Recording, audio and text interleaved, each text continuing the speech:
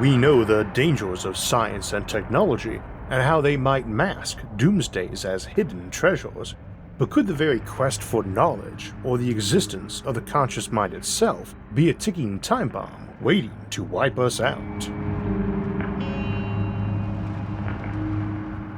Once, long ago, some human first looked up at the stars and wondered what they were, and how vast that celestial sphere was, and if it might be home to other peoples or the gods themselves.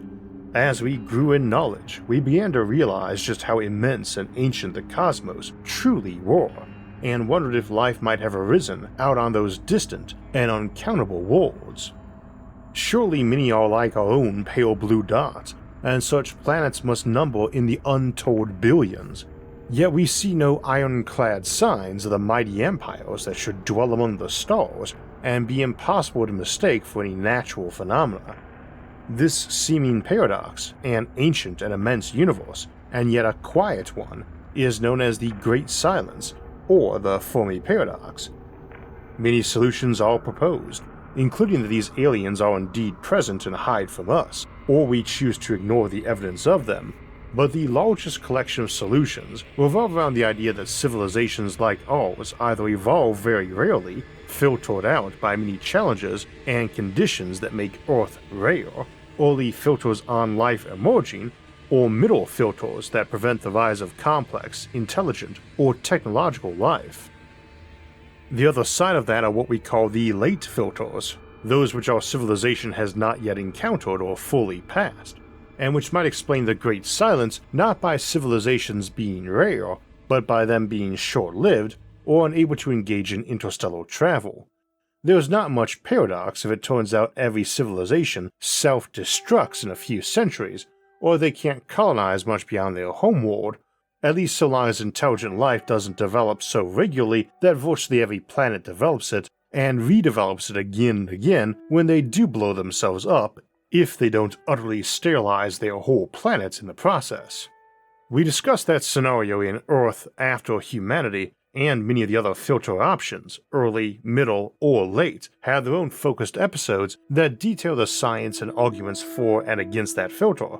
Indeed, we looked at examples of technological time bombs in its own episode a couple years back, and while we'll touch on them today, including some we skipped or skimmed then, our focus is on different kinds, including those that might be inherent to all intelligent species simply by existing.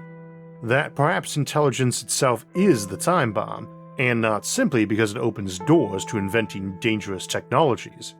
And today we'll be focusing on these theories, as opposed to technological time bombs specifically, or other time bomb parallel of psychic poisons, mindsets a civilization might develop that bring on self-destruction or a stasis and stagnation state that they stay in or constantly return to, such as concerns the possibility of a civilization becoming nihilistic might doom them, which we examined some months back in Nihilistic Aliens.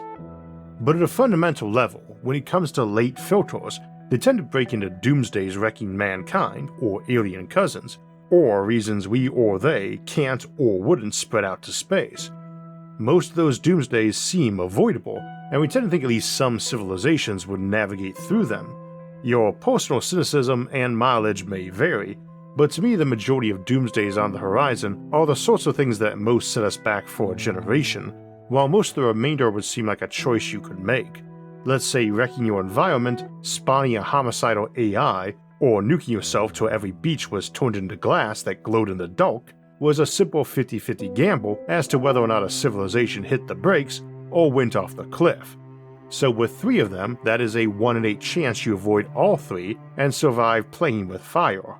Although some might say, as we'll discuss in a bit, that playing with fire in the first place already doomed us. But 1 in 8 means even if there were only 1,000 civilizations in a galaxy that had to clear these hurdles or late filters, that 125 made it through. And even if the odds of surviving each were only 1 in 10, then you still have 1 in 1,000 clear that hurdle, and there's still someone in the galaxy that beat us to the stars. And that still only implies intelligent civilizations arose on less than 1 in a million of the plausible planets in this galaxy. And even that's assuming only 1 billion planets in this galaxy are decent Earth parallels on which life might plausibly arise. We are generally not talking about late filters that murder off millions of civilizations at a 99.99999% failure rate. Rather, the assumption is usually that the very long catalog of early and middle filters thins the numbers down a lot. For practical purposes, once you get the odds of the typical star system producing a Fermi paradox in the event, colonizing an astronomically visible chunk of a galaxy basically, down to 1 in a sextillion, 10 to the 21st, you don't need anything beyond that because, barring faster-than-light travel, it would be very unlikely one of those emergent civilizations arose at a place and time where the light from it would have reached us yet, thus no Fermi paradox. It is amazing how fast those odds can start stacking up. We had a video way back in the early days where we just went through 50 well-known candidates for filters that people generally thought were more likely than not to thin the numbers down, and at 50-50 odds, the cumulative result is less than 1 in a quadrillion, 10 to the 15th. It could be a lot lower than that from those filters too. 50-50 is generally optimistic, but it could be way better too, and yet some filters, if true, could individually drop the odds to flat out 0, minus scenarios like a Boltzmann brain. We assume they are wrong since we already passed them ourselves, but we haven't passed them all. AI is sometimes thought to be one of them, but it's not a great Fermi paradox filter because we tend to assume an AI, if it wiped us out, would probably replace us and proceed to colonize space. Maybe not all AI does, maybe 90% of AI that wipe out their makers just fall over in a depressed heap or existential crisis, but probably not all. And yet when we talk about time bombs in a Fermi paradox context, while we typically envision technology like AI that's just so attractive you adopt it without even realizing you cut your own throat, we can also mean entirely existential problems that cause civilizations to inevitably collapse. Indeed, some make the case that the inevitable self-destructive act civilizations commit is arising in the first place, and the road to civilization and technology is one that always leads to ruin. Peter Watts, in his excellent novel Blindsight, even suggests sentient higher intelligence is an anomaly that rapidly goes away. We also can't dismiss any danger we see now, but haven't actually avoided yet, as an example of a potential time bomb, ticking away, waiting to catch us. While nukes seem less an inevitable end of mankind than many felt in the 50s, 60s, and 70s, it's still there, and more nations have them than ever before. So too, while we have made huge strides in creating technologies that cut down on waste, pollution, and emissions, we are still doing quite a lot of them. So declaring victory is premature, and so is assuming we will, or that anybody else did. Though for my part, I think we will and that most do. Of course, I am rather notorious for being a techno-optimist, and an optimist in general, even though I personally have never regarded myself as either. And AI is certainly a threat currently dominating the horizon, and not one anyone dismisses. However, it's a good example of a non-technological time bomb, in the sense that any civilization might create other intelligences which pose a threat to them, but not necessarily a replacement species for the purpose of the Fermi paradox. What can be done with AI can presumably also be done with selective breeding, and a civilization might take itself out by simply creating intelligent labor animals, or breeding for simple-minded and obedient people, either intentionally, like in A Brave New World, or by inevitable accident, like in the movie Idiocracy. Often by time bombs, though, we mean ones that are so attractive you cannot not use them once you find them, and to which no warning of danger is given. Imagine a portal someone made in a lab that could bring energy in from some other universe, but every 20 or so years flipped polarity and turned into explosive antimatter, so everyone has time to adapt to using it casually, the same as we do batteries, and then boom! Every single device running on one blows with the force of a nuke. Now we could never rule something like that out.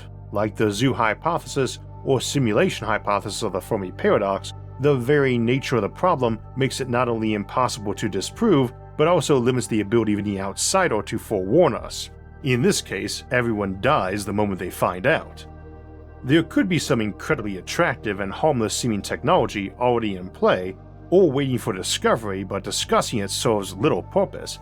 If it were something you could discover and avoid, it wouldn't be a great Fermi paradox filter, or more especially a great filter of the Fermi paradox, which are the types of filters we view as so constraining that your odds of making it through are similar to winning the lottery, if not worse. All we can advise on these is that a civilization be mindful of caution signs, things too good to be true, or which might be so addictive that even if we later find out they are harmful, we might trick ourselves into disbelief. And again, we covered the more technological options in Technological Time Bombs a couple years back. But any technology that would instantly allow you to colonize huge chunks of the universe are rather suspect, since it implies no one else has them, either because no one else exists, or they did exist, and they did discover that technology and it ruined them. But what about ones like intelligence or complexity being inherently harmful, or technology being a trap at a basic level? What's the reasoning there? First, I should note that it's hard to say if these would qualify as late filters since they involve steps we already took, but since a late filter is one that hits after our present date, which hasn't been reached yet, I would still say these all qualify as late filters, at least for when they'd be unavoidable. Some may be avoidable and already avoided, and thus could be a mid-stage filter. Let's start with Peter Watt's case from his novel Blindside. It is an excellent read, and this will include some spoilers, so be warned. Watts himself is a marine biologist, and his aliens in the novel are quite creative and believable while extraordinary, but in many ways it's his portrayal of human intelligence and its variance that really strikes home. The novel's early focus is on an exploratory crew approaching a brown dwarf in the Oort cloud nicknamed Big Ben that seems to be the origin of a wave of alien probes that reached Earth. They get hailed on radio as they approach and talk in a variety of human languages. The book is from 2006, so the focus is on whether or not they're talking to a Chinese room, something not conscious but mimicking it well. But in modern context, they realize the communication is from ChatGPT. And for those who remember a lot of us referencing the novel when ChatGPT and earlier incarnations were brand new, it was because the novel nailed it with creepy accuracy. But once they decide it's not conscious and just a sophisticated automated response system, they decide to ignore its warnings not to approach further, and it lights them up and starts cursing at them and mocking them for thinking it wasn't conscious. The aliens we soon encounter when they do land start making it very ambiguous how smart they are, and discussion revolves around the difference between intelligence and consciousness and philosophical zombies.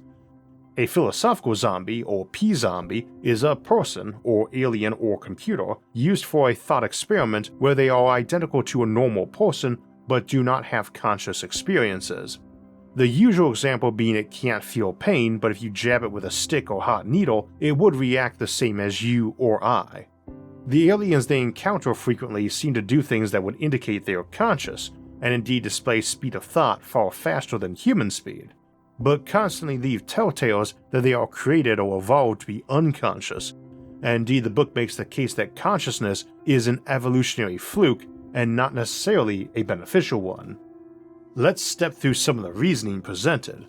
But first, the novel's name, Blindside, refers to the condition where vision is non-functional for the conscious brain. You are blind, but you can still react to visual stimuli at a non-conscious level and indeed faster than your conscious reactions. Essentially, the relevant notion is that your conscious mind is a committee sitting down to discuss a problem in depth, and a lot of times that is an expensive and dangerously slow approach to handle a problem. You don't want to consciously decide if you should leap out of the way of a train, for instance, since it will take longer to think on that than your reflexes will need to move you. Decisions take time and can lock you down, and as an amusing example of that, I'm recording this right after cleaning at my dentist, and when I was asked to sign a receipt on my way out, the receptionist gestured to a set of pens on my left, and I started to reach for it, and then she pointed to another set on my right, and it took me a few seconds to break out of the sudden hesitation this caused as I tried to decide what to do. I was already leaning and reaching to the left, but I am right-handed, so normally I would reach with my right hand for a pen. My brain had decided to call a committee and have a discussion and vote. We've discussed this in our episode on using robots in warfare, and how a lot of times you want to program for very simple and fast because complex is slower and will often lose. They're too slow on the draw, so to speak. The rebuttal is that a lot of dangers, especially those involving other intelligent actors, cannot be handled properly by reflexive action, on a predetermined script, and while that may be true, I tend to think so anyway, it doesn't dismiss that a lot of problems can be handled by scripts, especially if you can load very large scripts back and forth between members of that species or inherit them. And as I mentioned in one of our shorts right after Dune 2 came out, a wonderful movie incidentally, inherited or genetic memory doesn't work with our biology, but we do pass on instinctive knowledge, and a different biology might allow a much higher bandwidth or total on passing information along. Our main survival advantage of intelligence, pre-technology, is that we can imagine ways to die so that we don't actually have to do them. We can think of potential ways to get injured or outcomes to actions and build a script for them in advance. Indeed, this is generally my approach to futurism. I try to think of ways to kill a civilization off, and once I do, I try to think of ways to navigate around that. The late Charles Munger, the well-known investor, apparently used this same tactic when he was in the military with airplanes and later in handling companies. He began by trying to figure out ways to crash the airplane, then try to avoid paths that could lead there.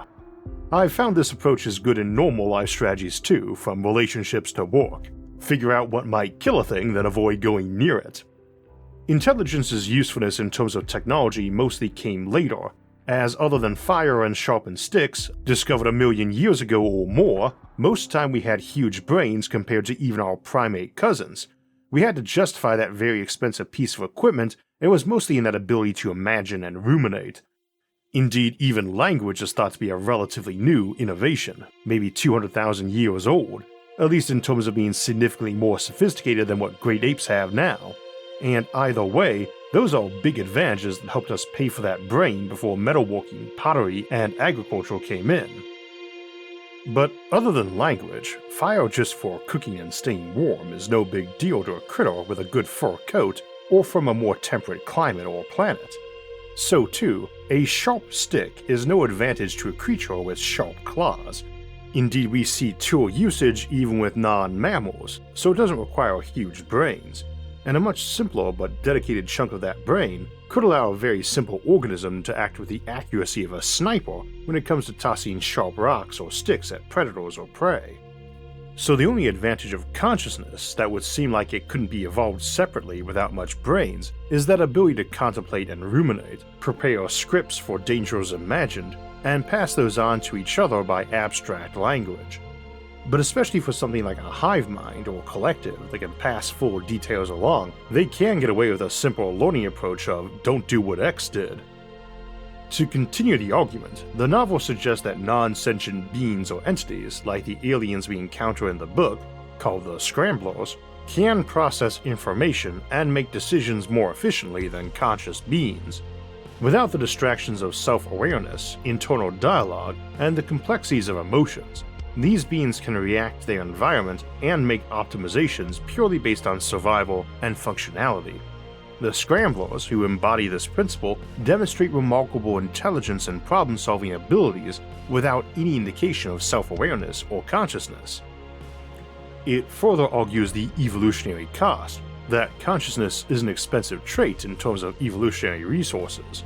It requires complex neural structures, significant energy consumption, and can lead to decision-making that prioritizes the individual's immediate well-being or desires over long-term survival.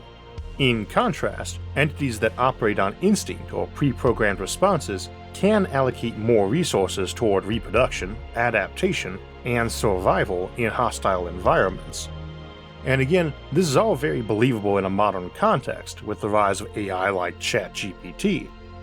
But the book takes it a bit further and explores the idea that consciousness can lead to misinterpretation and misunderstanding, both within a species and in attempts to communicate with other life forms. The complexity of conscious thought and language can introduce ambiguity and error, whereas communication between non-conscious entities might be more direct, efficient, and less prone to misinterpretation. This will come back up in a moment when I say what the second half of Watt's Fermi paradox solution is.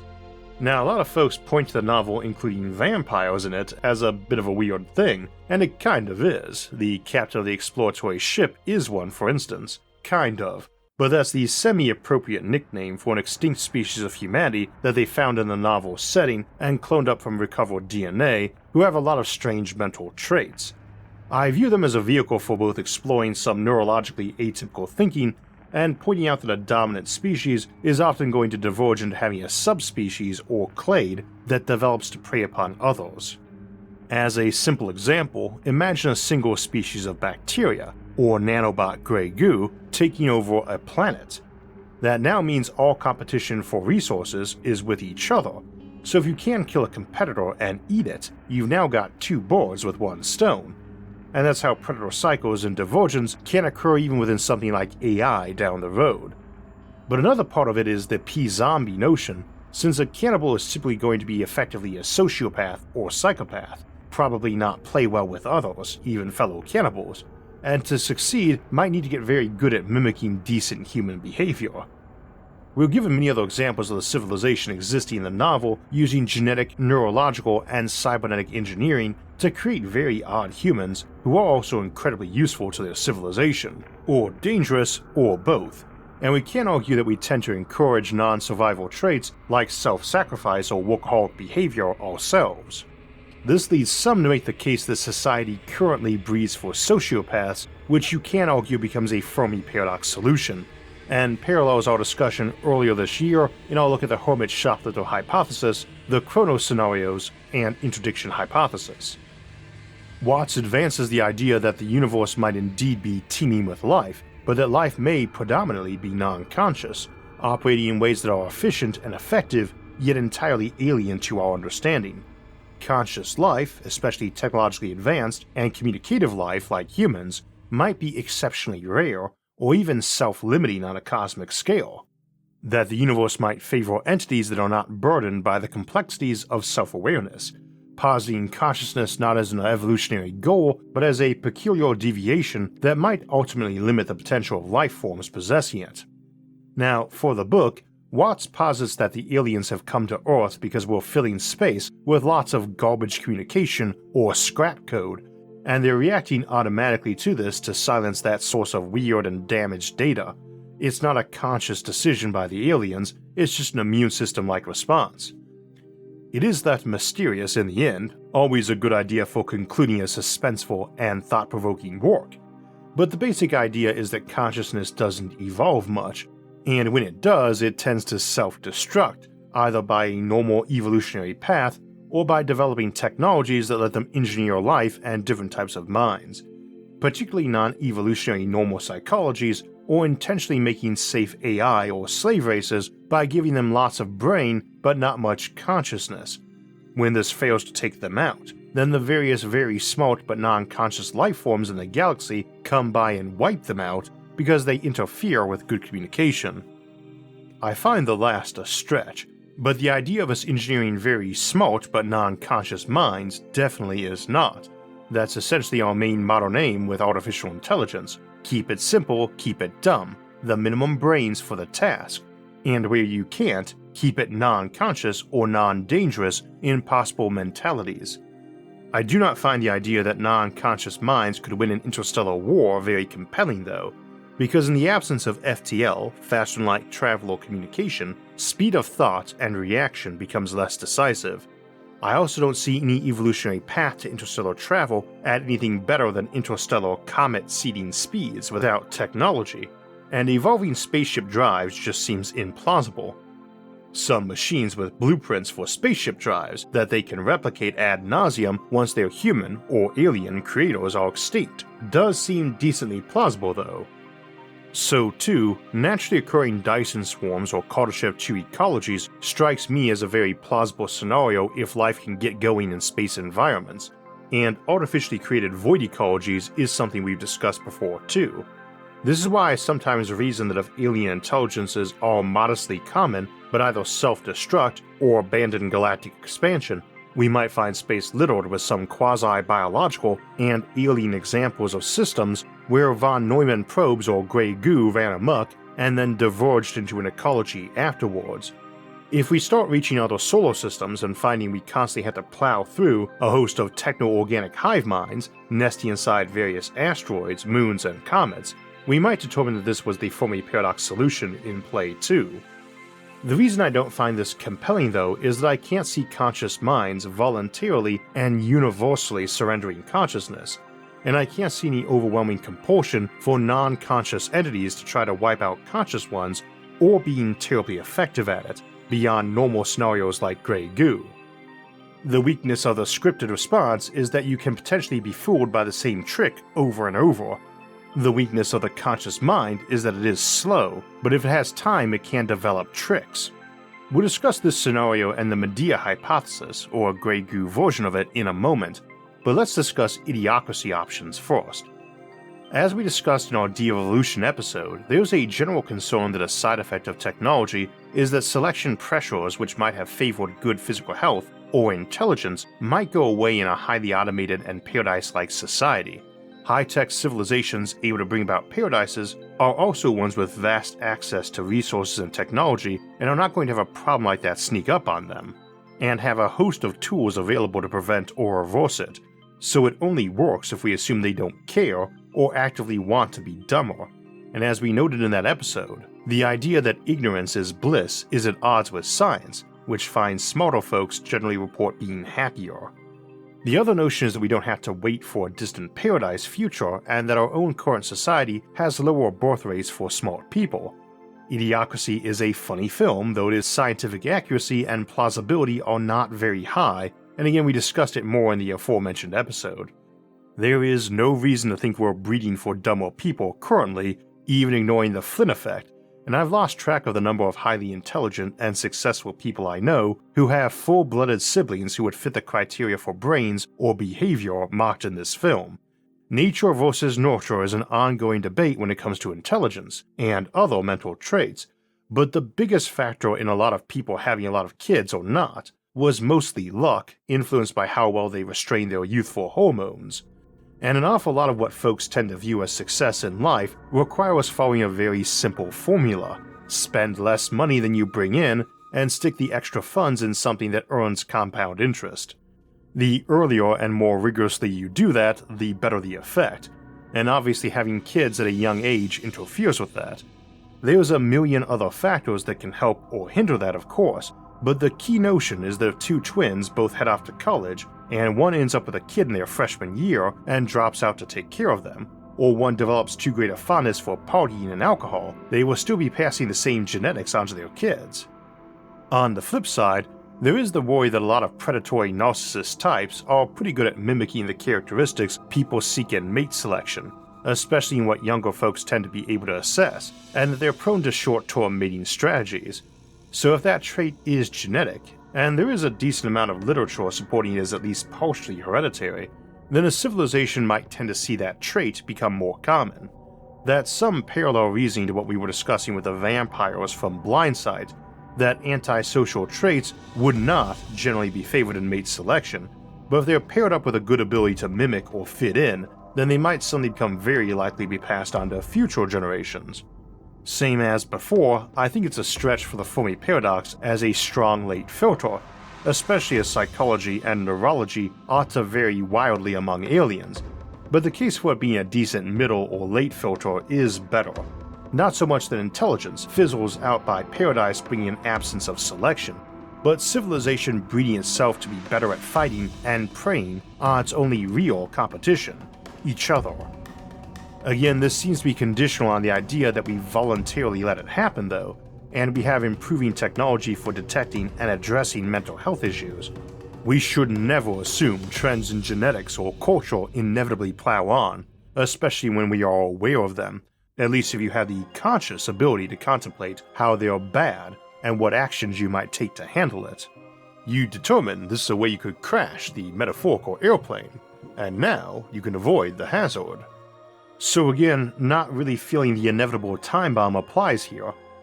Now, the same applies to the Medea hypothesis that we looked at in our Gaia hypothesis episode. The Gaia hypothesis is the general idea that life moves toward ever greater intelligence, particularly towards unified world minds, while the Medea hypothesis argues that most life is very simple and unicellular, and that complex life isn't the fate of evolution, but rather a temporary condition that eventually wipes out, and our notion that conscious thought might be a temporary aberration runs along a similar line. Again, with a greater understanding of biology and science in general, our susceptibility to any naturally derived plague or other catastrophe goes down, as does our ability to detect that in advance. It seems ever more unlikely we would be caught unaware by some effect that was caused by anything that was itself unaware. Non-conscious minds or cycles should not be good at outwitting conscious minds when they have time to think. And even more than interstellar travel, evolution is something where time is not in short supply. Now, the exception to that is gray goo or semi-intelligent machine minds, call it the gray Medea hypothesis, as something like our own medical nanobots could act like any bacteria, but can and probably would be designed for rapidly strategizing and communicating with their neighbors to combat ailments and disease. Thus, they could potentially get all those complex behavior scripts that we normally would only associate to higher intelligence, but not actually need them. This is even more true given that we would like to build them to be very good at that, so as to avoid the need for an AGI rival, under the keep it simple, keep it dumb, or else you'll end up under Skynet's thumb rule. So they don't have to evolve the ability to rapidly communicate and share strategy with each other. We'll work our butts off to give it to them and make it the best we can. And if that turns sour, then you get the usual Grey Goose scenario, only a lot nastier and harder to resist, and not some puddle of goo emerging from a lab, but rather 10 billion puddles exploding out of every human who had them. Not a great situation for resistance either, given that the folks least likely to have had nanobots would be the ones least likely to have advanced technical knowledge of them. The good news is that, as before, while this scenario might be new to us now, we do not have such nanobots yet, and it would seem inevitable to think it up and contemplate how to deal with it. In the end, while intelligence and consciousness may be our undoing, I don't think it's intrinsic, that it is a time bomb that explodes eventually and inevitably to destroy us. Rather, I think it's the ability that will save us and let us explode out onto the galaxy one day. Ever since last year's 3-hour-long Fermi Paradox Compendium, I found myself revisiting a lot of our Fermi Paradox topics with a fresh eye, and today is just one of several this year, out already or planned, and that started with a look at the Hermit Shoplifter Hypothesis, which we released exclusively on Nebula back in December. One of the common threads since then has been the idea that worlds you settle far from Earth might be hard to control and a threat to you, making civilizations more hesitant to settle the galaxy. And a lot of that notion derives from how good those pioneers need to be at self-reliance and independence from the day they set sail from Earth. To make any attempt to settle a new world relies on being able to extract and use resources locally, what we call in situ resource utilization, or ISRU, and it is beyond difficult, but it should be possible and will be vital to even setting up a base on our proverbial doorstep, the Moon. In this month's Nebula exclusive, we will look at ISRU concepts and emerging technology, challenges, and suggested solutions. In situ resource utilization is out now exclusively on Nebula, our streaming service with a newly designed category-based interface, where you can see every regular episode of SFIA a few days early and ad-free, as well as our other bonus content, including extended editions of mini-episodes and more Nebula exclusives, like last month's episode, Machine Monitors, April's Galactic Beacons, Crystal Aliens from March, February's Tabopolis, the Eternal River, January's Giant Space Monsters, December's episode, The Fermi Paradox, Hermit Shoplifter Hypothesis, Ultra-Relativistic Spaceships, Dark Stars at the Beginning of Time, Life as an Asteroid Miner, Nomadic Miners on the Moon, Retro-Causality, and more. Nebula has tons of great content from an ever-growing community of creators. Using my link and discount, it's available now for just over $2.50 a month, less than the price of the drink or snack you might have been enjoying during the episode. Or even sign up for a lifetime membership to see all the amazing content yet to come from myself and other creators on Nebula. When you sign up at my link, go.nebula.tv/IsaacArthur, and use my code, IsaacArthur, you not only get access to all the great stuff Nebula offers, like in situ resource utilization, you also be directly supporting this show. Again, to see SFIA early, ad-free, and with all the exclusive bonus content, go to go.nebula.tv/IsaacArthur. Next week, we'll be looking at the idea of habitable moons, with a discussion of moons with liquid water on their surface that are heated by both sunlight and tidal heating, and how that could affect life developing there or adapting to such an oceanic moon. Then Sunday, June 16th, we'll be looking at another place to live, and a very nice one at that, as we examine the idea of paradise planets, places even better than Earth for us to live. Then we'll ask what would have happened if dinosaurs had never died off on June 20th, and if we may have seen a world with a mix of big mammals and dinos, or even if they might have developed a civilization one day. After that, we'll explore the idea of hollow planets, both the notions that Earth might be one, and that maybe it will become one in the future. If you'd like to get alerts when those and other episodes come out, make sure to hit the like, subscribe, and notification buttons. You can also help support the show by becoming a member here on YouTube or Patreon, or check out other ways to help at isaacarthur.net. As always, thanks for watching, and have a great week.